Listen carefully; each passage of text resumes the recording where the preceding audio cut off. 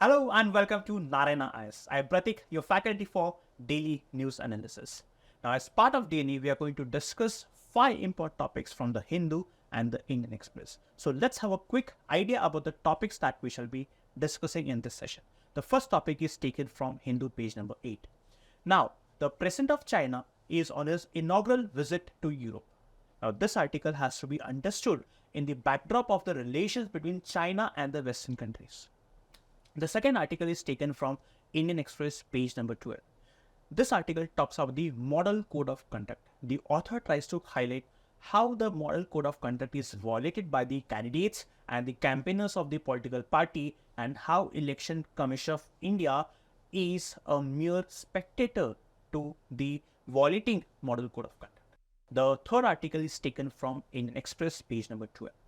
Now, the RBI has lent 2 lakh crore to the central government.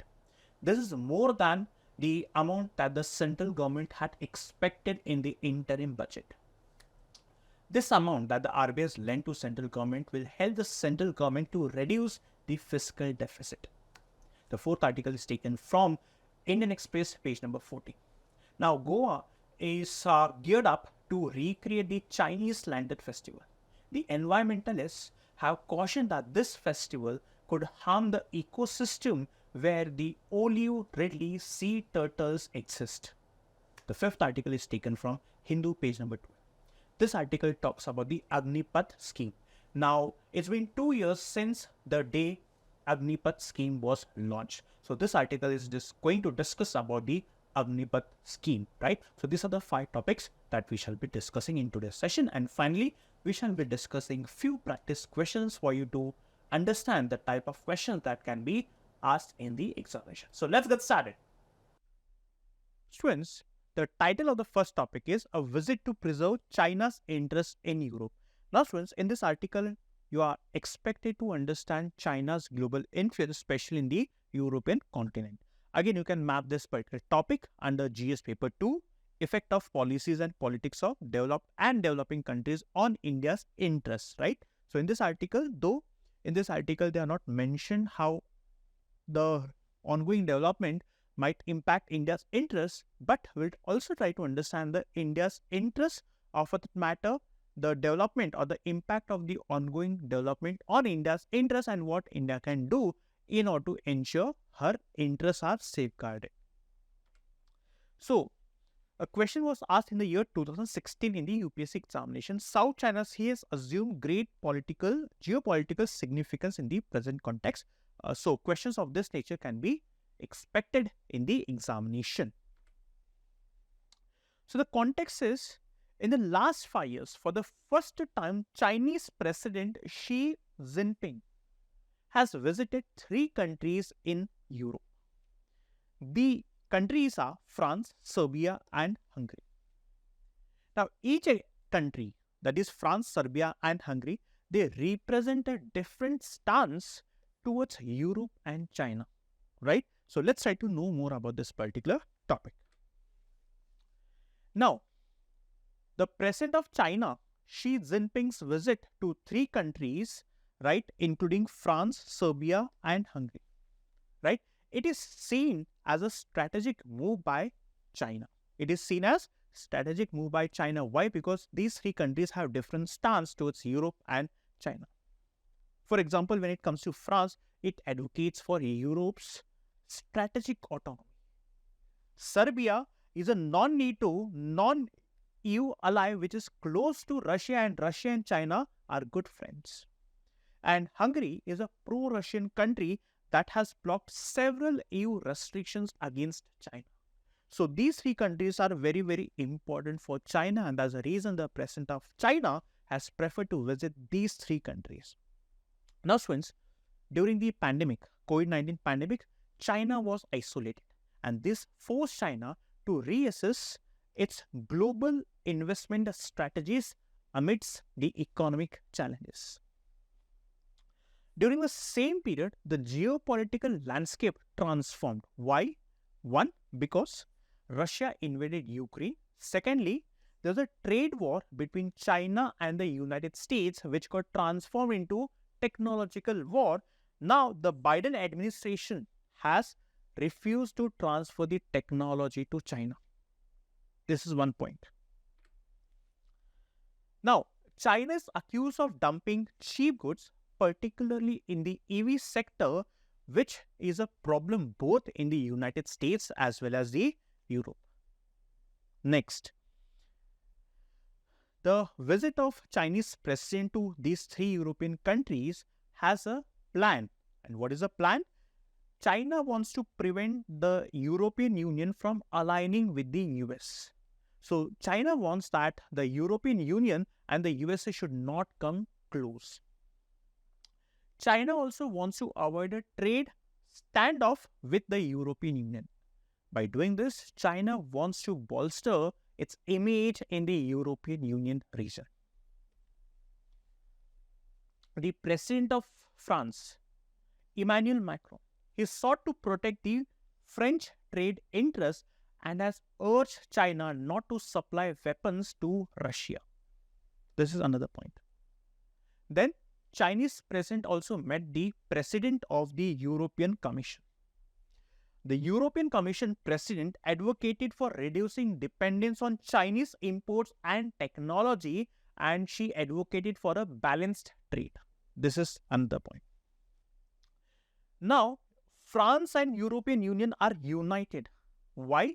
In order to address the competitive advantage of the Chinese electric vehicles, and these France and EU are seeking to protect the European car manufacturers. This is next point.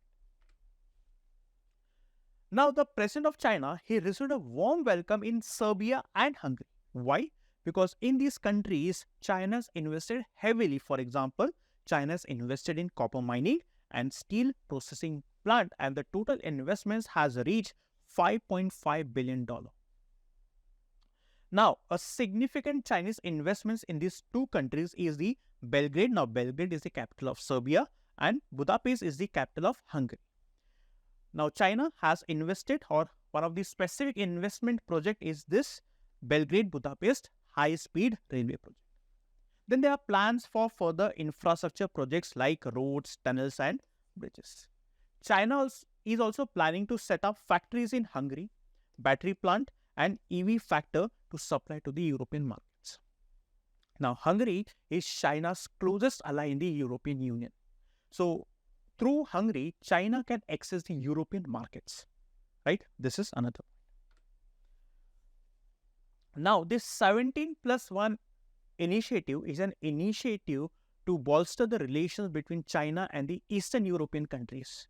But now this has weakened. Why? Because China is focusing more on the Western European countries, or for that matter, China is involved in a trade war with the United States, right? That's the reason this initiative has been weakened. So again, here we need to understand how China is trying to expand the global influence or expand its global influence beyond the Asian continent. China is focusing on Africa, China is focusing on Latin America, China is focusing on America. Now here, India and China both are developing players, both are developing countries. Both wants to expand their footprints across the globe. So the question is, how can India compete with China to reduce the influence of China in regions beyond the Asian continent? So here the first point is enhance cooperation with the EU. Now here India should deepen its engagement with the European Union.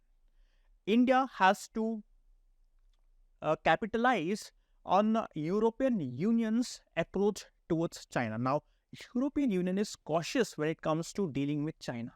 Here, we need to take advantage by strengthening trade and strategic ties with the European nations. So, it's not that the European nations are comfortable to expand or to strengthen their ties with China. They're wary of China. So, here, India can expand, India can enhance, strengthen trade and strategic ties with European nations so as to counterbalance China. Then we have to reinforce partnerships through the Quad, and we have to enhance our Indo-Pacific strategy so as to prevent China from flexing the muscles. Alright, so this is another way. So we have to involve the European countries in the Indo-Pacific construct. we have to involve the European countries in Quad, so that we can ensure that the Indo-Pacific region is a region which can be used for smooth trade and transport. Then, as I told you, not all the countries in the Eastern European have good relations with China. There are many countries in Eastern Europe, for example, Poland, Lithuania, and Latvia, who are wary of China, who are cautious of China. So here, what India can do is India can develop or strengthen relations with these Eastern European countries so as to counterbalance China in the European region, right? So India again can engage more actively with other East European countries, right? Then again, India can use multilateral platforms like G20, BRICS, and other platforms to advocate for fair trade practices across the globe.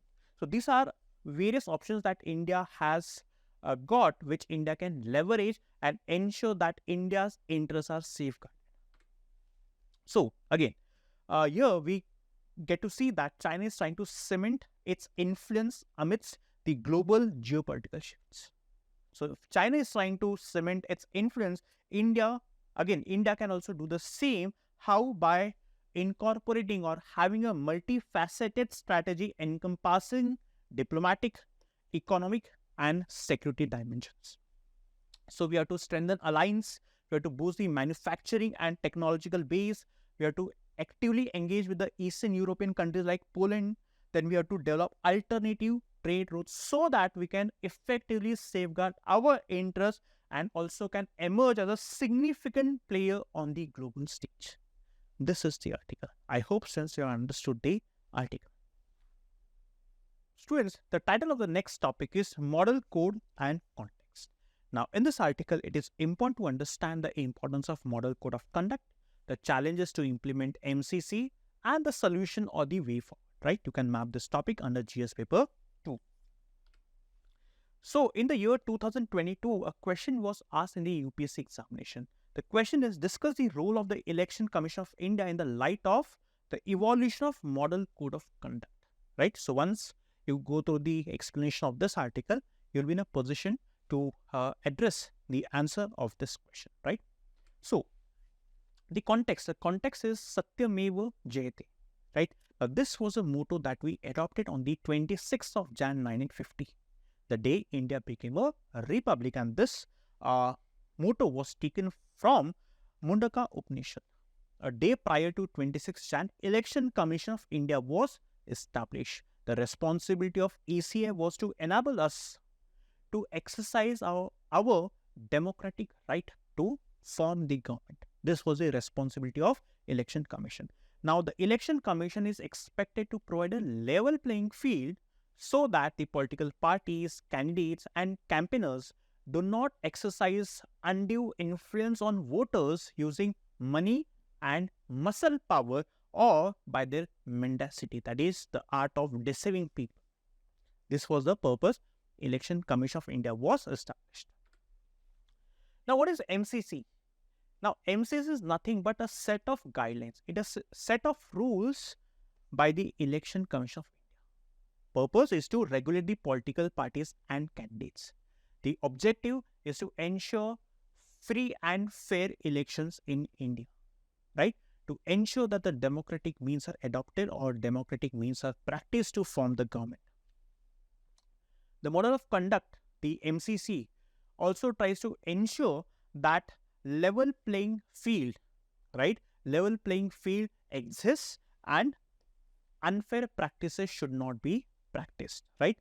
Now, the MCC comes into effect, right, the day Election Commission of India announces the date for the elections of a country. And the MCC starts from the date the Election Commission announces the elections until the process of election concludes. So, this is a period where the MCC comes into effect, or MCC is in effect, right? So, it is applied to all political parties, candidates, and the government at both the level, the central level as well as the state level. Now, it is expected that under MCC, the political parties or candidates are refrained from indulging in activities that can cause tensions in the society, that can promote hatred among different communities, right? For example, Section 123 and Section 125 of Representation of Peoples Act 1951, it prohibits corrupt practices and electoral offences such as appealing to caste and different religions or communities. So RPN 1951 prohibits such corrupt practices. Now, various sections of IPC, it overlaps with the offences of MCC. For example, if a politician is promoting hatred between different communities, then this person can be booked under MCC as well as IPC. The ruling party cannot use the government machinery or personnel for elections, right? It cannot announce any financial grant, or it cannot announce the construction of any infrastructure. And ultimately, it is the Election Commission of India's responsibility to ensure the compliance of Model Code of Conduct. I hope you understood what is Model Code of Conduct. In short, it is nothing but rules which every political party candidates have to practice so that level playing field should be set, should exist, so that no political party or no candidate can take the advantage of or can influence the voters using unethical means, right? So this is MCC. The question is, some people question it as in why this MCC has been named as model rather than moral code of conduct. Now, morality is often vague and subjective, which means for a person, XYZ action can be moral, the same action can be immoral for other person. So it is subjective. Now, in law, to determine the guilt of a person, the motive behind the action is important to understand. But morality, it delves deeper into the intentions, right, which can be hidden within the accused mind. In law, man is guilty when he violates the rights of others in law. In ethics, he is guilty if he thinks of hurting the rights of others or violating the rights of others. This is ethics. Now, this principle forms the basis of Model Code of Conduct. That's the reason there is a provision in MCC which states that no party or candidate can engage in activities that can promote hatred among different communities or between different communities, right? Now, which are the loopholes and challenges which is making the MCC difficult to implement? Now, the MCC guidelines are often subject to interpretation, which means the provisions or the terms used in the MCC, it leads to more than one interpretation. For example, let's say a political party is announcing that the ruling political party is ignoring our community, is ignoring the traditions of our community. And that's the reason, if you vote us, will ensure that our community gets the advantage, gets the benefits of the government. Now here, this statement can be interpreted in different ways. For example, one official of Election Commission of India would state that this person is appealing to the community sentiments and is a clear violation of MCC. The other Election Commission of India official might interpret stating that he is asking for the rights of his community people, rights which are mentioned in the constitution. So if he is trying to highlight the grievances of his community, there is nothing wrong in it. This leads to multiple interpretations, and that's the reason it is difficult for Election Commission of India to take any action. Why? Because of multiple interpretations, or because of the vague provisions, vague definitions, right? Now again, it is mentioned that for any practice to be deemed as corrupt practice, there should be explicit proof that these actions were connected to the elections. Now it is the mandate, or it is the responsibility of the Election Commission to prove that the actions were connected to the election. Only then ECI can take action. Then the politicians and the campaigners often find ways to craft their messages to skirt the boundaries of the MCC without violating it. So without violating the MCC, they use words, they use hidden words through which they can convey the message. So here they are using hidden words. So as they are using hidden words, theoretically they might not violate the MCC, but they intend to actually cater to the demands of different communities, or let's say the people of different castes, right? Again, the penalties for violating MCC is seen as insufficient, which means it's not harsh to create a deterrence, right? So these are some of the loopholes and challenges in the MCC. Solution, what can be the solution? One, the ECA has to provide more precise and comprehensive definition so that no politician, no candidate can take advantage of the words which can be vague or which can be subjective.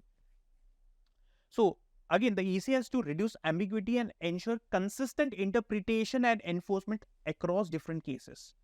Second, ECA should implement stricter penalties for violations of MCC, like for example, higher fines, longer disqualifications, rigorous scrutiny of offenders. Now, this can serve as strong deterrence against the misconduct. Then, ECA has to conduct regular training sessions and awareness programs for political parties, candidates, and campaigners. Now, this will help in inculcating better understanding of the MCC, right? So, this is the third step. The fourth, we have to leverage the technology. We have to use artificial intelligence for real-time monitoring of election campaigns and social media activities so that using AI, ECI can help detect and address violations more often. Now this, for example, artificial intelligence tools, what it does is it analyzes large volumes of data to identify patterns of misconduct and provide actionable insights to the ECI so that ECI, upon understanding the pattern of misconduct, can take stringent actions. This is the way forward. So again, it is very, very important that the ECI should strengthen the model code of conduct. It is important to uphold India's democratic process. So ECI should provide clear guidelines. It should impose stricter penalties, use technology, and it should foster public involvement, right? So that we ensure that the elections that happen in India are free and fair, right? Again, so these steps will also reinforce the importance of morality and transparency in the electoral conduct. I hope students you understood the importance of MCC, the challenges and the way forward, right? Students, the title of the next topic is a windfall gain. Again, this is important from the GS3's perspective related to Indian economy. You can map this topic under government budgeting, or for that matter, you need to understand the government budgeting in this article, right? So let's try to understand this article. A question was asked in the year 2016. The question was, there has been a persistent deficit budget year after year, right? Which actions among the following can be taken by the government to reduce the deficit? Which means the government has deficit year on year, or actions can be taken to reduce the budget. The context is the Reserve Banks of India's Central Board has approved the transfer of 2.1 lakh crore as surplus to the central government, which is more than the amount the central government had expected in the interim budget. This was the decision taken by the RBI. Now, the RBI has also decided to raise the contingency risk buffer from 6% to 6.5%. Contingency risk buffer. What is this? So, the RBI keeps a set of money to be used during emergency. Let's say, for example, there's an emergency, there's a pandemic. The central government has no money. Now, in this case, the RBI acts as a lender of last resort. So, this money is used during emergency, right? So, the percentage has been increased from 6 to 6.5%. Why? So that during the financial stability crisis, the central government can lend money to the central government.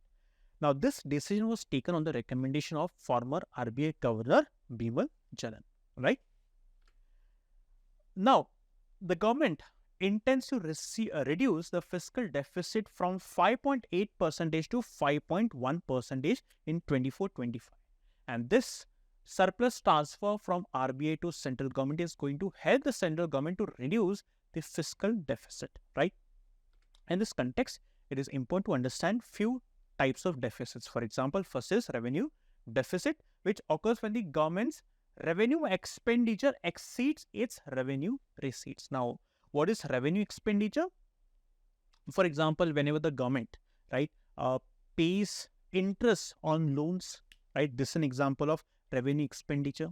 Revenue receipt, when the government gets the money as in the form of tax, income tax, or let's say GST, So this falls under revenue receipts. Or when it comes to paying the salaries of the government employees, this is revenue expenditure, right? Budget deficit, when the government's expenditure, total expenditure, it surpasses its revenues. Second type of deficit. Fiscal deficit is total expenditure minus total receipts, that is incoming money, excluding borrowing. So borrowing is not included in the total receipts. This is fiscal deficit. So please highlight the difference between budget deficit and fiscal deficit. Trade deficit happens when the country's imports of goods and services exceeds its exports. And current account deficit occurs when the country's total imports of goods, services and transfers are greater than the total exports. So these are the few definitions or meaning that you need to understand, right? I hope so you understood the article. The title of the next topic is In Goa, Plan to Recreate Chinese Sky Lantern Festival at Nesting Site of Endangered Turtles Sparks Eye. Again, so in this article, you need to understand the importance of biodiversity, eco-sensitive zones, and most importantly, the olive ridley turtles, right? Again, you can map this topic under environment and biodiversity. So a question can be asked in the UPSC examination of this nature. So which of the following is National Aquatic Animal of India, right? These are the four options. So what is the context? The context is in Goa's Morzim Beach, there's a festival that is planned, and the festival is Chinese Lantern Festival, right? Which is going to release candle-lit paper lanterns into the sky. Now, this has received backlash from environmentalists stating that this candle-lit paper lanterns can damage or can endanger the olive ridley turtles, which breed on the Morzim Beach, right? So this is the context. Now, the Morzim Beach is an eco-sensitive region, right? And the festival, the environmentalists say that the festival is going to pose risk to the beach's natural ecosystem. How? For example, the lights, the noise and crowds could threaten the safety of the turtles. Second, the bamboos and the metal frames of the lanterns could entangle or be ingested by the wildlife such as fish, dolphins, birds and turtles. Third, it can also be a fire hazard. How? It can lead to fires in the nearby shacks, houses, coconut trees and potential forest fires. So these are the hazards of the festival or releasing the candle lit paper lantern. So this points the environmentalists have raised. Let's try to know more about olive ridley turtles for your examination. Now they are the smallest and most abundant of all sea turtles found globally. They are carnivores and they get their name from the olive colored carapace, right? Then they, along with their cousin Kemp, they are famous for mass nesting, which is known as Arabida. Very, very important for your examination, where thousands of females gather together to lay eggs on the beach. Very, very important point for your examination. The scientific name is Lepidogellus olivacea. Now, they are found in the warm waters of the Pacific, Atlantic and Indian Oceans. The Odisha's Agnipath Marine Sanctuary is known for the world's largest breeding ground of the olive ridley, followed by Mexico and Costa Rica. So again, this name Agnipath Marine Sanctuary is important for you to remember. Now, under the Wildlife Protection Act 1972, they are scheduled in schedule number 1. Then their status is vulnerable and they fall under Appendix 1 of Convention on International Trade of Endangered Species. So these points all are important for your prelims examination. So make a note of all these points. Now, which are the threats faced by the olive ridley turtles? 1. Marine pollution. For example, the debris, plastics, polythene, discarded nets, right? So this is one. Second, human consumption. Now people consume for the meat, shell, leather and eggs. Third, overexploitation of marine resources. Now the fishermen, or for that matter, the people, they use trawlers, right? Now these trawlers are quite, or they endanger the ecosystem under the water, right? So this is another reason. And fourth is unsustainable tourism. So these are the 4 reasons which is actually threatening the olive ridley turtles. Solution or initiatives taken: Operation Olivia. Now, this is an initiative of the Indian Coast Guard, which was started in the 1980s, right? The purpose is to safeguard olive ridley turtles during the breeding and the nesting period along the coast of Odisha. Then the Odisha government has mandated the use of turtle excluded devices in trawls to prevent accidental killing or injuries. Then the World Wildlife Fund and India, they're collaborating with the fishing community to protect the olive ridley turtle rookery at Odisha by fencing of the nesting area or the breeding area. So these are the initiatives taken by India to safeguard or protect the olive ridley sea turtles, right? I hope students you understood the article. Students, the title of the next topic is Military Affairs Department seeks feedback from 3 services on Agnipath scheme. So in this context, it is important for you to understand the Indian Armed Force and the Agnipath scheme, right? So you can map this topic under GS paper 3 security, right? So in 2016, a question was asked in the UPSC examination.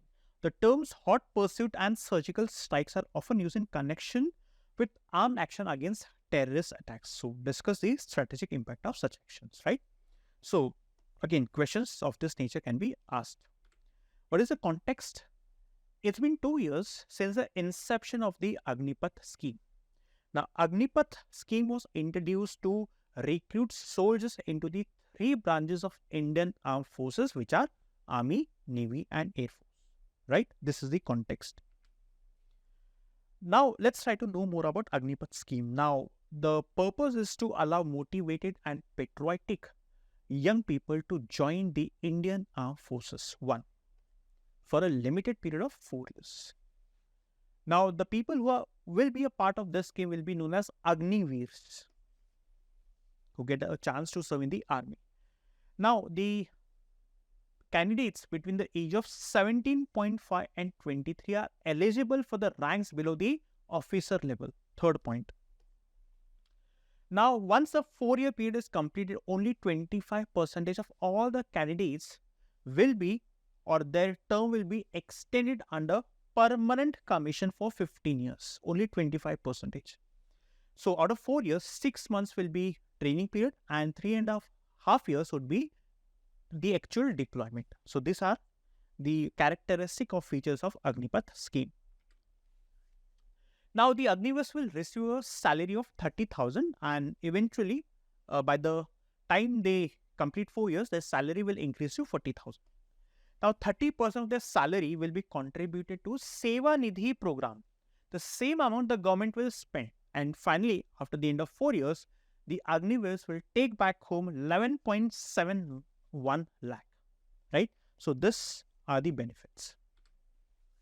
Now, what's the significance of the scheme? 1, it will lower the average age of the Indian Armed Forces from 32 years to less than, let's say, 27 or 28 years. 1 benefit. 2nd, it's going to make our armed forces leaner, which means there will be lesser number of members in the permanent force. 2nd. So having less number of people, which means the government has to spend less on the pensions, which means the government will save money and this money can be used for modernization. Then 4th is skill enhancement. Now it is easy to train the young people with skills or with technologies. This is next benefit. The employment prospects. So once they complete the 4-year period in the Indian Armed Forces, they have a higher chance of getting a job. Why? Because they have served in the Indian Armed Forces. Buffer force. Now they can also be used as buffer force in case the Indian government requires more number of people to defend our country. The Agniveers can be used. Why? Because they are already trained. And global trend, it aligns with international trend with downsizing the military and focusing on the capital investment in the sophisticated weapons. So these are the significance of the Agnipath scheme. Now, the concern is no such scheme has been tried or tested. We have launched the scheme without trying it. So this is one concern. 2nd, it can dilute the military culture, professionalism and the combat readiness. 2nd. Now, extensive training period is required, but here only 6 months training is provided. To serve in the Indian Army, you need more months or let's say 1 to 2 years of training, but here only 6 months is provided. And fourth is risk of militarizing society. Now here, the members are trained with guns and sophisticated technologies. The same members can, in future, can be a threat to the society because they are trained in the sense they know how to use weapons. So in future, if anything goes wrong, they can also militarize the society. So these are some of the concerns. I hope you understood the article. Now students, it's time to discuss few prelims based questions and one mains based question. So let's get started. Question number 1 is on MCC. Statement number 1 is governed by a specific legislation enacted by the parliament. No, it is not governed by any specific legislation. There are supporting legislations like the Representation of People's Act, but no specific legislation governs MCC. It aims to ensure free and fair elections by providing a level playing field for all parties. This is correct. This is what we discussed.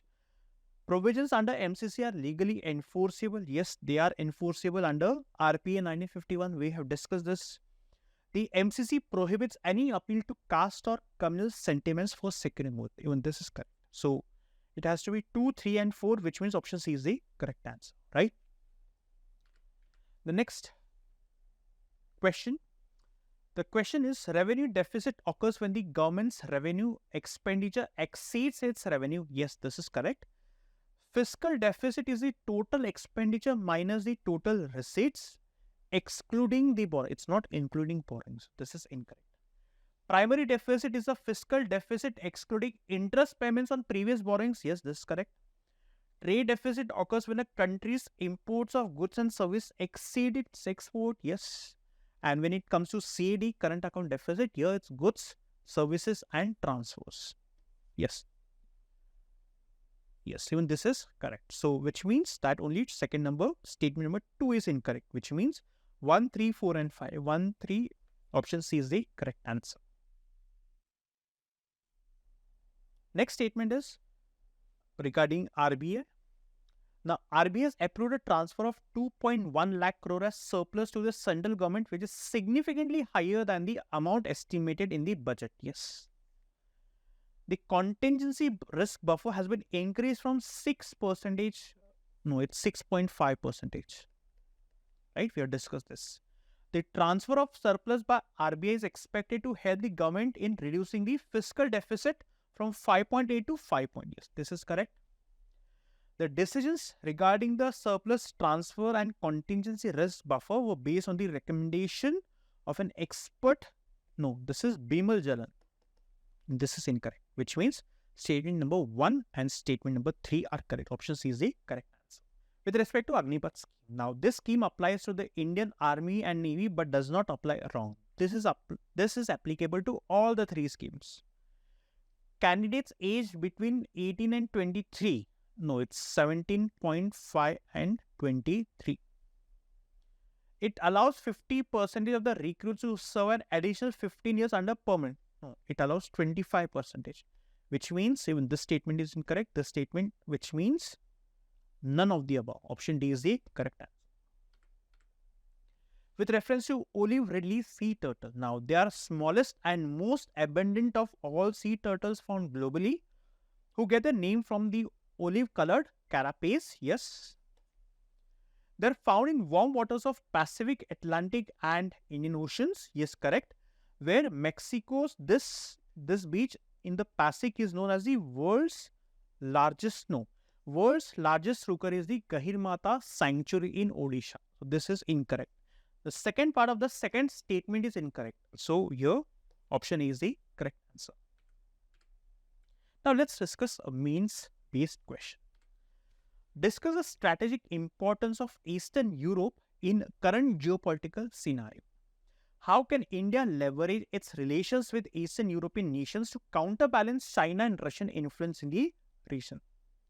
Now here, in the introduction, you have to start by mentioning the importance of or geopolitical importance of the Eastern Europe. For example, you can mention that Eastern Europe acts as a buffer between Russia and the Western Europe. Of that matter, the Russia's attack on Ukraine has attracted the global attention on the Eastern European region, right? Then you can also mention the introduction that how the Russian and the Chinese presence in the region has caused tensions not only in the region but globally. In the body, you can start by mentioning the geopolitical significance of Eastern Europe, for example, acts as buffer between Russia and West Europe. Economic importance, again, presence of natural resources. Secondly, it provides opportunities for trade and investment. Then security concerns. Much of the or many countries in Eastern Europe are part of NATO. Or Russia's attack on Ukraine has also cautioned many of the Eastern European countries. So this is the security concern. Now Russia, majority of the Eastern European countries were a part of Soviet Union, right? So again, Russia has considerable influence in the Eastern European region. Now China, through China's Belt and Road initiatives, investing heavily in the Eastern European region. For example, Serbia, Hungary, these are the countries China has invested heavily. Now, if India has to counterbalance Chinese investments or Chinese presence, then India has to engage with the Eastern European countries. There has to be diplomatic engagement. India has to invest in the Eastern European countries. Trade needs to get a boost. Investment needs to get a boost. Then again, we can involve these countries into the Indo-Pacific architecture. We can make these countries a part of Quad. And then again, we can also have cultural and educational exchanges as part of soft diplomacy. And then in conclusion, you can mention that it is important for India and other like-minded democratic nations to ensure that no country is attacked like the way Russia has attacked Ukraine, and every country should have the right to preserve strategic autonomy. This is the way of how you need to write an answer. I hope students, you understood the type of questions that can be expected in the UPSC examination.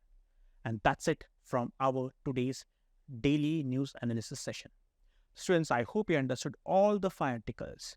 Please go through the articles, try to rehearse all these articles for a better understanding. And students, if you want us to continue with our DNA session, then please to like, share and subscribe Narayana IS. Thank you so much.